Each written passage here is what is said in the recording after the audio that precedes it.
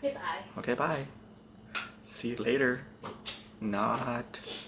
What? There's a Kissing Booth 3? I didn't watch the first two.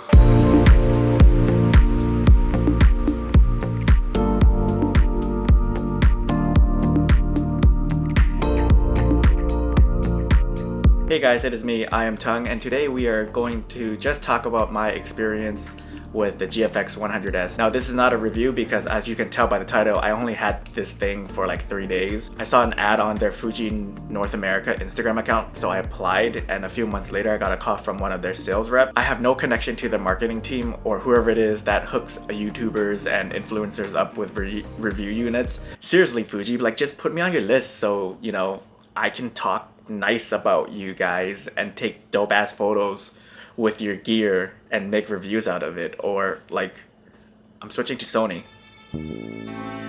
I'll do it. For real. But over those 3 days, I had a couple of shoots with it. I used it in a neon studio, and then I used it outside in a parking lot, so I can share with you guys my overall general thoughts of this camera. I know for most people the GFX system is overkill and 90% of you guys won't need it, but I always like to talk about anything Fujifilm, and I used to own the GFX50R, and I just love the image quality out of this thing. So now I want to talk about this camera. Let's start with the build quality. The GFX100S is huge, but it's not as huge as the GFX50S. I'm going to show you the GFX100S next to my XS10, and this thing is gigantic relatively to the XS10. The hand grip feels good though. When I held on to it, it felt great. It felt secure holding onto it. And if I'm not mistaken, they have this sort of matte finish that makes it a bit grippier in your hands so it won't slip. I would compare this body to like a Canon DSLR full frame body, and that's what it looks like when I open up the box that they loaned to me.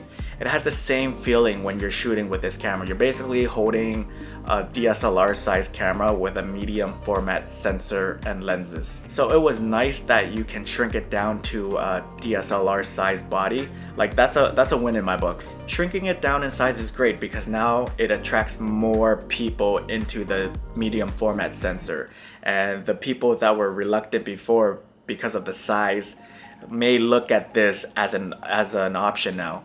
The GFX100S feels manageable to me. The Ibis is great and needed if you're always on the move. The problem I had with my GFX50R was I was constantly moving, and because of how shallow that depth of field is on the medium format sensor, some of my shots would be a bit soft. So with this Ibis, I noticed that I wasn't getting that soft images anymore, and it's incredible. This thing shoots beautiful images, man. So beautiful. I just love it.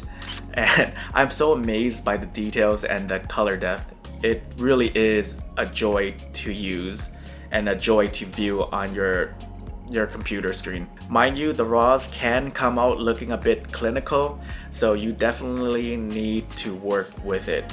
But because of all that information, you can pull some great colors out of the RAWs. And my god, once you shoot medium format, your Fuji X camera just becomes so depressing to look at. This 100 megapixel camera is a pixel peeper's wet dream. I'm usually not a pixel peeper, but when I shoot with the GFX system, I can't help but admire like all the megapixels in its glory. This 100 megapixel, man, oh my god, it's so good. Sharp, crisp, it's probably the best looking image I've seen from any camera. And lastly, let's talk about my overall experience shooting with this camera. So Fujifilm loaned me the 110mm f2, the 100 to 200, and the 50mm f3.5. And to be honest, I only used the 110 f2. So when I'm talking about my shooting experience, I'm going to be talking about the gear that I used the most, and which was the GFX100S and the 110 f2, so keep that in mind. I really love shooting with this thing. The image quality with this lens is probably like the best images I've ever seen. My style of shooting is just like running and gunning sort of. I plot myself onto a location, and then I would walk around that area trying to find interesting things to put the model in and photograph them. I also like to crouch and shoot up a lot, get up angles, or get different angle shots. and I definitely felt the weight with this setup. And as time goes by, I do feel hand fatigue settling in. The shoot I did outside the airport, I kind of got fed up taking photographs with the GFX100S. It's probably because I was so used to the faster bursts on the Fujifilm X-S10 and the X-T4. If you're going to shoot the GFX system, you're really going to have to slow down your shooting process. And for my style, where I'm constantly changing directions and changing angles, the GFX100S couldn't keep up with the demand. But saying that doesn't detract from its ultimate image quality. Like using the 100 megapixels with the 110 f2 gives it a larger than life 3D rendering that I love so much.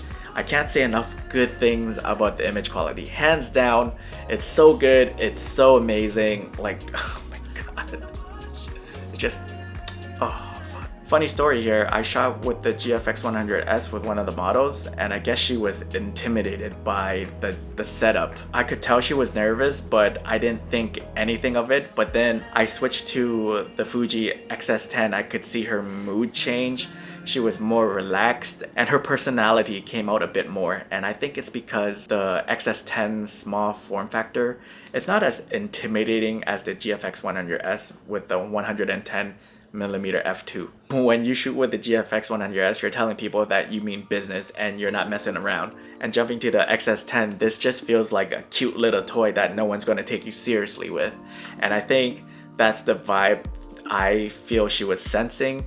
So yeah, I just thought that was an interesting anecdote to share with you guys, because like people look at this big setup like, and then they think you're a professional, and then when you switch to like a Fujifilm X-S10 or X-T4, it's not that big, and then clients are probably gonna be like, are you sure that camera is capable of, you know, getting the shot and stuff like that? So it's probably the same kind of like, it's sort of like the same idea with this too. Like she saw the big camera and then she just got really scared. But then once I pop open the X-S10, she was just fine. She was normal. She was having fun again, and that's what I want. Like I just want the models to feel comfortable when they come to shoot with me. So then throughout the shoot, I shot with the X-S10. I stopped shooting with the GFX100S just because I just wanted to make her feel comfortable. And also, be prepared to buy a lot of memory cards for this. I filled up my 128 gig memory card on one shoot at the Neon Demon Studio. I've never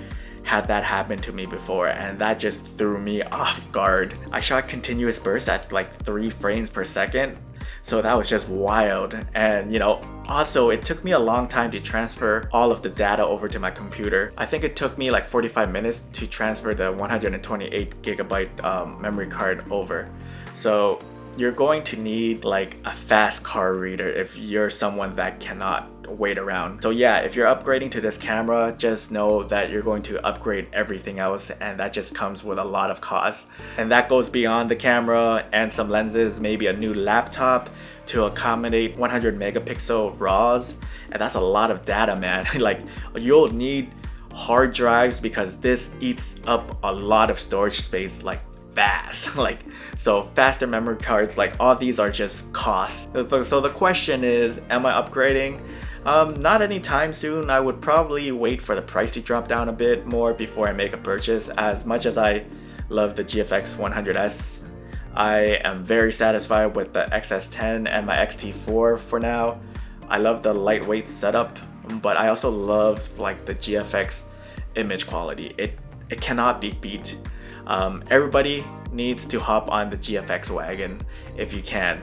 Just rent one or play with them in your local camera store. It will make you a believer, man. Like, you'll probably get sad and depressed after you finish playing with it and have to go back to the Fuji X cameras.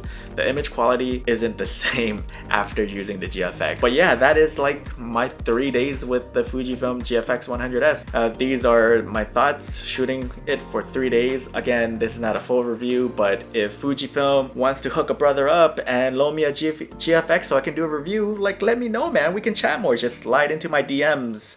Come on, like, let's make it happen. You know? Or else I'll switch to Sony.